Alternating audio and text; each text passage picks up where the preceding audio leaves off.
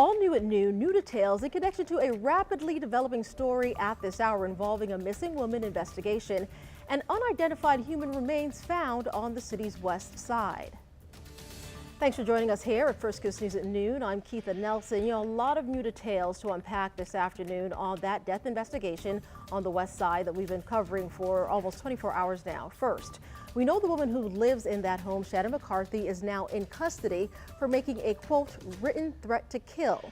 We've also learned McCarthy's girlfriend, Heather Shepard, who you see here on your screen, has been missing since last Thursday. That's according to police and Shepard's family members. The homeowner where the remains were found is not charged in connection to those remains that were found. Let's make that clear.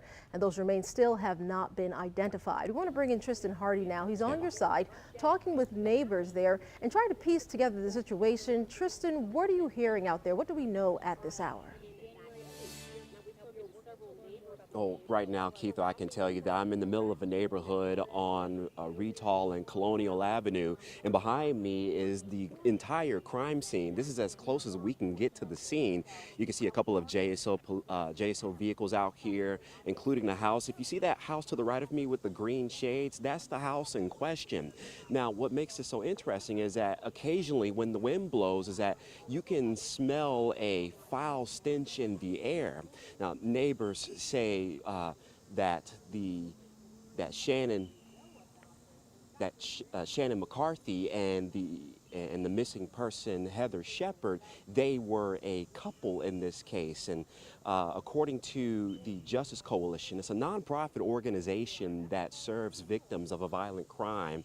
The family tells the Justice Coalition that they were looking for Shepard's truck and they were looking for her phone. Her phone was turned off. Her credit cards were missing. The family said they found the truck eventually, but with a bullet hole on it. They even found a stained pair of shoes from the house as well. Now, neighbors say that there were times they smelled like a foul odor. Tommy Taylor said he thought it was a dead cat or a rodent of some sort, but just a couple of days later, come to his shock, he found out that the smell that he was actually getting was an actual body. Take a listen.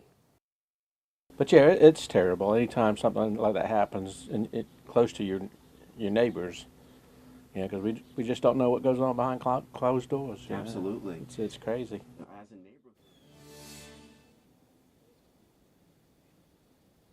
Now, Shannon is supposed to show up in court today at 1 o'clock. We'll definitely keep you posted on the latest on this story. We're live in Jacksonville. I'm Tristan Hardy, First Coast News on your side.